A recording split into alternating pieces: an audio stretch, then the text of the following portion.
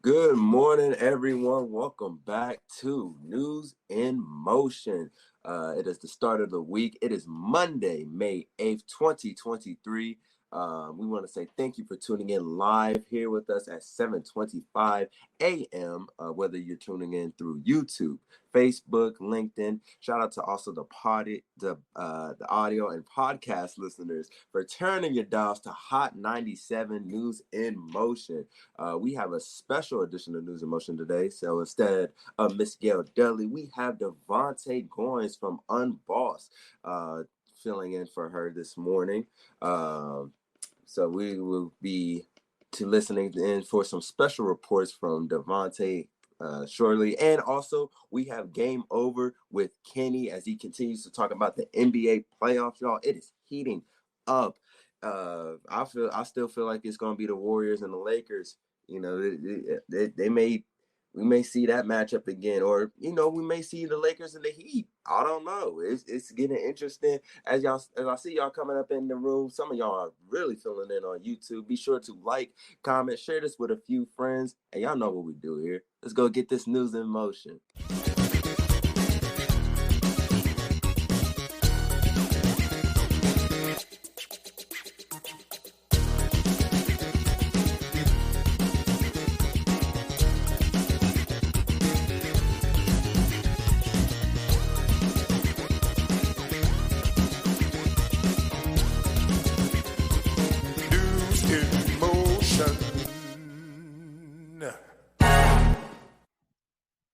Hey, what's up, News and Motion family? Today is Monday, May 8th, 2023, and Miss Gal Dudley hit me up at about 5 this morning as she was boarding an airplane coming back from an assignment in, let's just say, Ron DeSantis town, I believe, and asked me, could I fill in? And I was like, yes. And so I'm happy to be here today as she is making a safe travel home. So I'm going to welcome everybody for tuning in live from all of our various platforms, LinkedIn, YouTube, those of you who are still watching on Facebook, and into all of our audio platforms. And if you want to engage in the chat, a lot more people are watching over on YouTube. That is youtube.com/Gail Dudley. All right, coming up on the show today, before I welcome everybody, I want to tell you all what we're going to be talking about. We're going to be talking about the Treasury Secretary and how she is warning of an economic calamity here in the if the U.S. and Congress, both the House and the Senate, doesn't agree to raise federal borrowing limits. So we're going to be talking about that. Then, as you all know, we had our 199th mass shooting. There have been more mass shootings than there have been days thus far this year. So we're going to be talking about that. Also, President Biden is saying he would sign gun legislation immediately if it was sent to him and he could. And Byron Allen, he's dispelling rumors about the purchase of BET, and him and Tyler Perry kind of going at it and talking stuff. We're going to get into a little bit of that. And then the Supreme Court Chief of Justice must implement a strong code of ethics. That's what Senator Dick Durbin out of Illinois is saying today. And finally, we have an inspirational message that is going to cause you to think about how you are really, truly interacting with others. Let's just say your impact needs to always outweigh your legacy. How are you doing, Miss Deborah Johnson? How are you doing, Miss Kim Edmondson? And everybody else in the chat here. Let me see if I could pull up some of these comments here. Well, I see we have Miss Danita Hill here in the comments, Miss Siobhan tuning in. YouTube, yes, we are wishing her safe travels as well. Miss Tracy Burrs, Robert Holman, yes, we got our man Kenny Stanley coming up here in just a moment. Miss Marion Jackson, we got all of our regulars, and yes, I'm joining you on this side of things this morning. All right, so let's get right to it today, because I told Gail that I would get us all out of here on time. She was like, Devontae, I know you got a 3-hour nightly show. News in Motion is about 30 to 45 minutes. I said, look, I got you, Gail. So let's bring Kenny on up, because the playoffs, let's just say the playoffs were giving, and they were on fire this weekend. So let's get to game time with Kenny Stanley.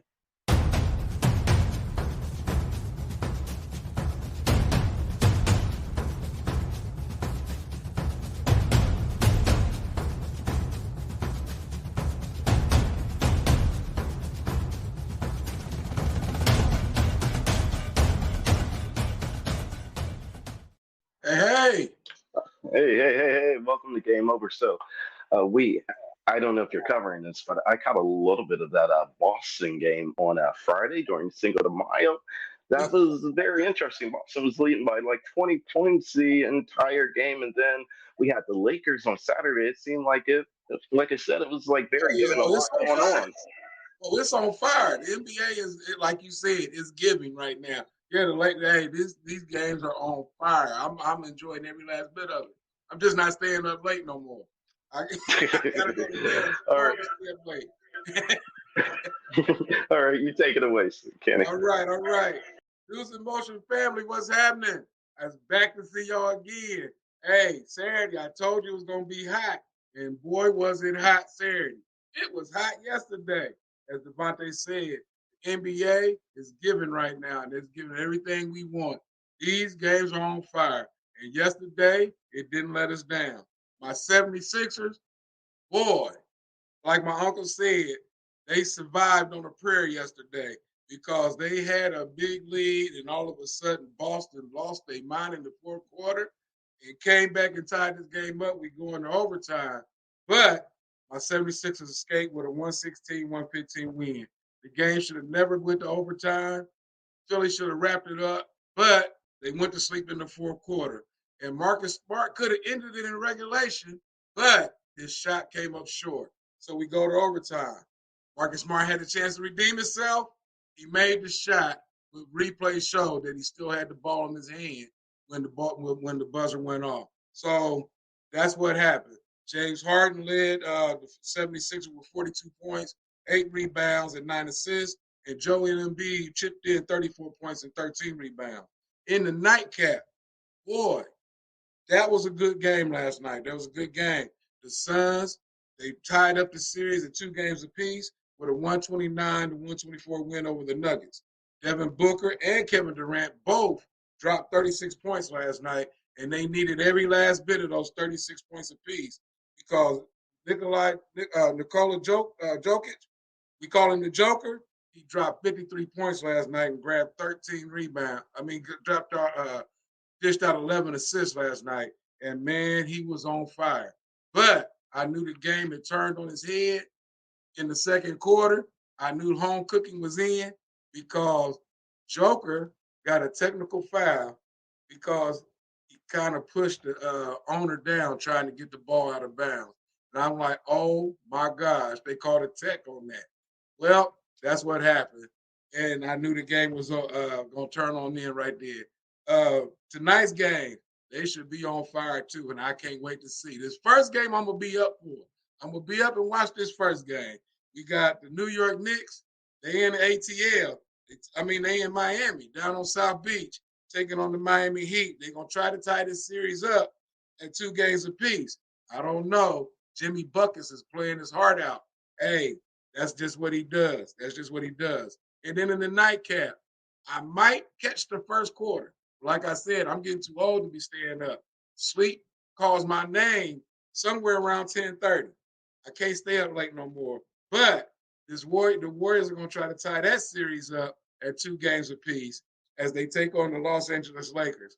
We're going to see. My prediction is whoever wins this series, that's going to be the champs. Will the Warriors defend themselves? We have to wait and see. We have to wait and see. In some sad news in the NBA, Nick Gilbert, son of Cleveland Cavaliers owner Dan Gilbert, lost his battle with neurofibromatosis, or other words, NF1, which causes tumors to grow on the brain, spinal cord, and the skin. There's no cure for it. He lost his battle yesterday. He died yesterday morning, I do believe. So keep that family lifted in prayer. Keep the Gilbert family lifted in prayer. But that's sports. We're going to get back to Devontae for some more news. I'm going to check y'all out on Thursday. I love y'all. Peace out. Hey, yes, let's keep the Cavaliers family and the whole enterprise in as a whole. Yeah. But you kind of teetered into giving us your prediction on who was going to win everything, but you didn't tell us your thoughts. So, Kenny, Come on, you are expert over here. You gotta give us a little something. It sounded like you wanted to go with the Warriors a little bit. This Lakers and Warriors thing. If Anthony Davis plays like Anthony Davis is supposed to play, nobody in the NBA gonna touch the Lakers. I promise you that. But Anthony Davis got to play like he's supposed to play. If Anthony Davis does what he's been doing all playoff, play one game, off next game, play one game, Lakers not gonna do anything. You need Anthony Davis to be Anthony Davis. You need Anthony Davis to be the New Orleans Anthony Davis when he was with the Pelicans. That's the Anthony Davis you need every night. If you got that Anthony Davis, nobody's touching the Lakers. That's a problem. All right. And I'm a I think Tim Emerson is with you. I'm a Sixers fan, and nobody's touching the Lakers. Ooh, all right. That's a big jump over. But I mean, a lot of people jump over during the playoffs. So the playoffs are going to continue to be the gift that keeps on giving. All right. We'll check back in with you later this week, Kenny. Right. Hopefully you're going to stay up and watch the entire game. But you get your rest and get out of here. And let's get to these headlines. All right. Thank you, brother. All right. According to the Associated Press, everybody, the United States Treasury Secretary Janet Yellen is warning of an economic calamity if the U.S. fails to raise the borrowing limit. So let's break this all down right here this morning. So what is she exactly warning about? Let's get into that. So what she's emphasizing right now is that there is an urgent need for Congress to raise the nation's borrowing limit to a little over $31 trillion. That's trillion with a T. You guys know how many zeros that is? Yes, that. It's that many zeros, like well over 10, I believe. It's a little early for me to be doing math, but it's a whole bunch of zeros that I just wish we all could have a percent of a percent of a percent going in some of our pockets and here at News in Motion. As Ms. Gail would say, hello, somebody. But in other news, she said we need $31 trillion to avoid an economic calamity. But she's also not ruling out, because I know a lot of you have also been hearing conversations about the 14th Amendment and how President Biden could take some federal action according to the Constitution to get around that. So she's not ruling out that the president could do that. The President Biden is expected on tomorrow to meet with the congressional leaders, not the Gang of Eight, but the Gang of Four. So this is a very, very high stakes going on, because if the debt limit is not reached, let's just say there's not going to be a recession. It's going to be more like a depression, which we cannot have. So let's talk about where each party is on what side. So right now, House Speaker Kevin McCarthy and the GOP lawmakers are insisting on spending cuts as a condition for raising the borrowing limit, while President Biden and the Democrats are asserting that the threat of default should not be used as leverage when it comes to budget talks. So they're saying, hey, look, we can't be cutting spending limit right now, cutting things right now while we are in the midst of trying to figure out if we're going to default on our debt and our loan. So and there really are some dire consequences, everybody, because she later pointed out, as the AP has pointed out, that with this, and she says, quote, if extraordinary measures, unquote, when your financial experts, ladies and gentlemen, News in Motion family, are telling you, if extraordinary efforts and measures aren't taken almost expeditiously, we are going to see something that we haven't seen in ever here in America. So what she's highlighting is that if measures aren't taken very quickly, we are going to not only default on our interest payments, Social Security is at risk, Medicare is at risk, and a whole bunch of other chaos is at risk. So let's talk about the main takeaways of this story. It's that Democrats and Republicans need to find a way to come together and to come up with an agreement on how to raise the debt ceiling so we don't go into economic default and an economic collapse. It's just simple as that. So let's get to our next story here. Politico is now reporting that President Biden is saying he would sign gun legislation immediately if he could. So on yesterday, he called on Congress yet once again to pass the new gun control law and said he would sign, and I quote, immediately he would sign it in the wake of the shooting in Allen, Texas, that have left over 8 people dead, 7 injured. President Biden said in a tweet yesterday, and I quote, too many families have empty chairs at their dinner tables. Republican members of Congress cannot continue to meet this epidemic with a shrug. Tweeted thoughts and prayers are not enough. He went on to say in that statement and in that tweet, and I quote, once again, I ask Congress to send me a bill banning assault weapons and high capacity magazines, enacting universal background checks, requiring safe storage, and ending immunity for gun manufacturers. We need nothing less than to keep our streets safe. Well, in March, everybody, the president attempted to try, as we know from tuning in here on News in Motion, President Biden, he tried to attempt to bypass Congress to tighten all of these gun control measures. And when he signed an executive order expanding background checks during a visit to Monterey Park in California, where 11 people were gunned down in January. And so there have been numerous measures in Congress that have been stalled out when it comes to gun control. And all I'm saying right now to all of our congressional officials out there, I don't care if you have a D or an R in your name, our people, children are dying. Children. We're tired of hearing about babies dying.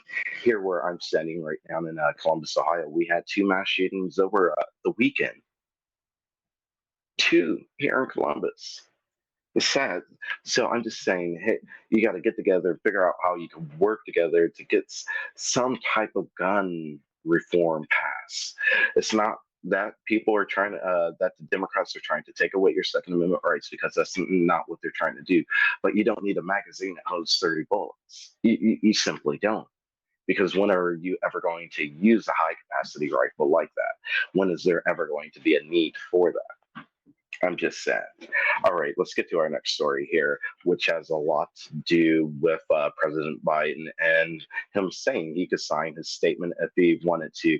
Kim Edmondson has said, party shouldn't matter, do the right thing. You are exactly right, Kim. So we were just talking about, and I had just alluded to that Texas mall shooting. Well, it was the 199th mass shooting this year in 2023. And that shooting on Saturday at an outdoor mall in Allen, Texas, it left 8 victims dead, 7 more injured, and many more people traumatized about what happened. Let's get into the details of it. So it's the second mass shooting that has happened in Texas in just 2 weeks. A little over a week ago on April 28th, another Texas gunman, if you all remember, shot and killed 5 people in his home next to him after his neighbors asked him to stop firing his rifle because they had their baby sleeping. So he shot and killed 5 people. So there have been numerous of mass shootings, and they have cost the lives of some 273 people this far alone in 2023, with another 781 that have been injured. So on January 21st, a gunman entered Monterey Park, California, and killed 11 people at a Lunar New Year event. And he done that with a cabaret pistol, and he later died when authorities closed in on the white cargo van that was identified as a vehicle of interest. So Continue to talk about all of these on April 10th. Yet another one when a 25-year-old shooter killed five of his colleagues and injured another eight at the Old National Bank building where he used to work. The shooter used an AR-15 style rifle to fire at his colleagues in a conference room after a meeting, and police killed the suspect after the shooting. I just want to hit on two more points here because I think you all are starting to get the picture of why gun reform is needed. But I needed to paint this picture to all of our viewers and our listeners today to let you all know that this is really, really, really traumatizing to continue to talk about day in and day out, and even more traumatizing for the families that have to encounter it and now have to deal with what their new normal is because they had to go through a situation like that. So, studies are showing right now that the shootings are impacting the mental health of young Americans who reportedly feel greater anxiety and stress. It's also changing the way people live, with a third of adults saying that they stray away from certain events and places as a result of this fear. And this fear is a real fear indeed. Check this out, everybody. In the last 3 years since 2020, there have been at least 600 mass shootings every year in America. 600. All right, let's get to the news. Black news. They're always trying to pin folks together, black folks against each other. But Byron Allen, he's come out now, according to the Atlanta Black Star, trying to dispel rumors that there's a feud going on between him and Tyler Perry and their vie for a majority stake of BET. So let's talk about this. BET right now is up for acquisition interest, and not only have Byron Allen and Tyler Perry put a bid in on it, but P. Diddy, or Sean Diddy Combs, as he's known as by his government name, have all expressed interest and put in bids in acquiring a majority stake of BET. It is worth noting that Tyler Perry does own a minority stake of BET are currently already, because he did a content distribution deal with them 2 years ago with Viacom CBS. For all of this content to go onto the BET Plus platform. All right, so let's talk about exactly what is up for sale. So what is up for sale and what Paramount is intending on doing is selling a majority stake and maintaining a minority stake in the company to fund the expense in BET. And the reason why they're doing this is they're trying to fund the expansion of Paramount Plus as a whole. And so some people would see that as them trying to give BET back to our community, the Black community.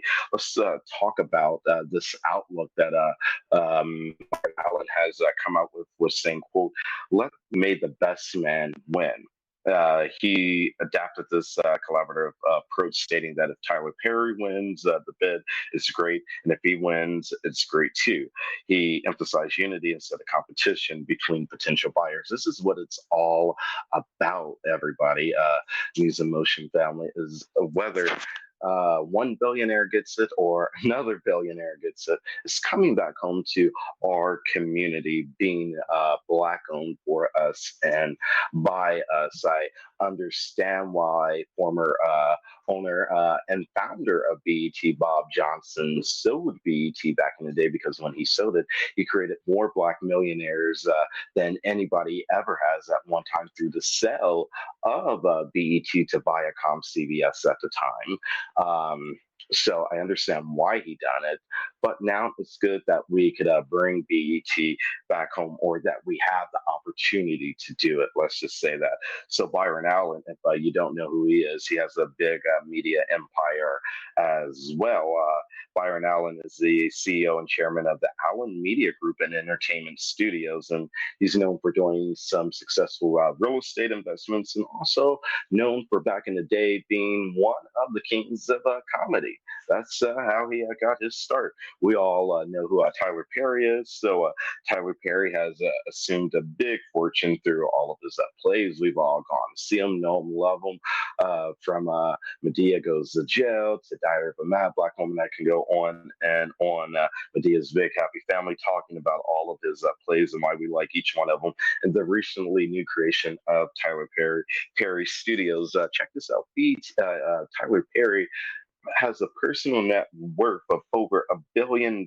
And through his partnership with B Plus that I was just telling you about, what he's aiming to do through taking a majority ownership stake is to bring back better content to BET. So we're going to keep our eye on that and see how this develops, whether it goes to Diddy, whether it goes to Tyler because he has some ownership in it already, or whether it goes to the media mogul who's buying up everything. Byron Allen, if you all didn't know, owns the Weather Channel as well, and a bunch of other local media properties all around the country, and he's buying up a ton. Let's get to some of these comments. Latrice Jones is saying she just hopes that whomever gets it uses it to promote positive images of Black people. I'm right there with you, Latrice.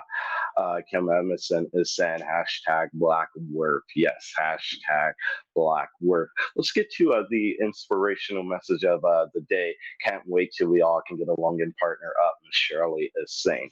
So, over the past couple weeks, I've gone to more funerals than I care to count.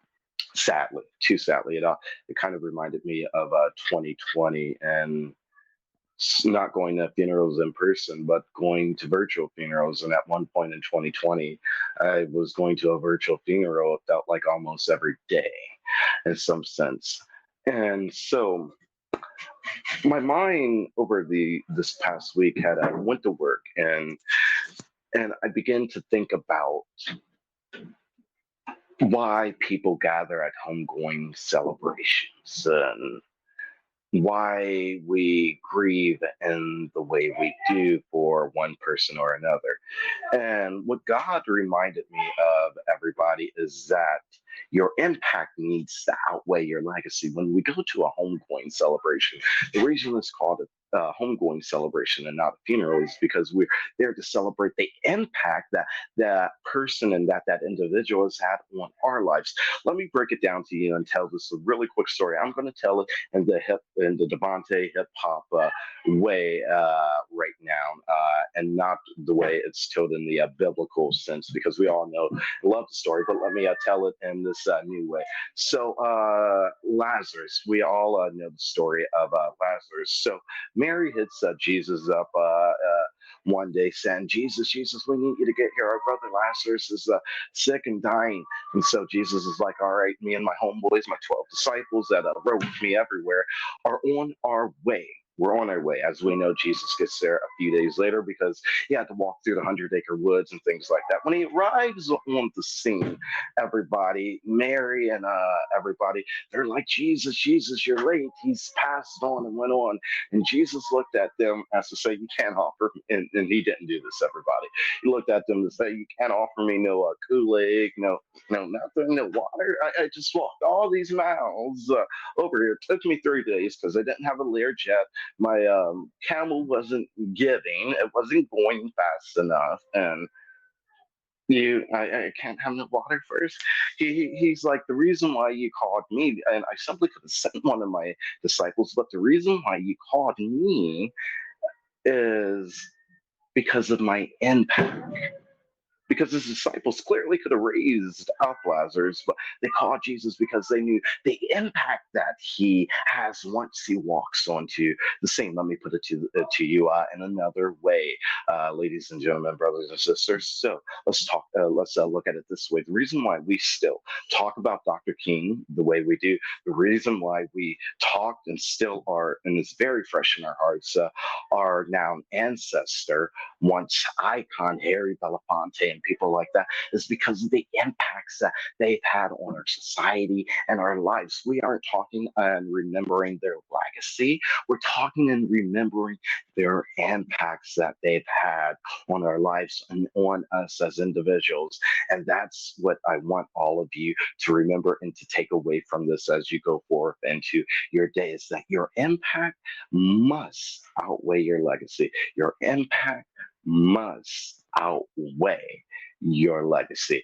And that's going to do it for us, because I'm trying to keep the show on time today. So I'm going to say safe travels back to Miss Gail Dudley, and to her, the team, Isaiah and Kenny and everybody. Thank you for assisting and helping me do everything that you guys do in order to make the show successful. I will see you next time. And as I say, when I end my show, I know Gail has her sign off, but I have my own special sign off. And as I always like to say, Black America, remember to keep it real, because your conscience depends on it. Peace. I'm out. Love y'all.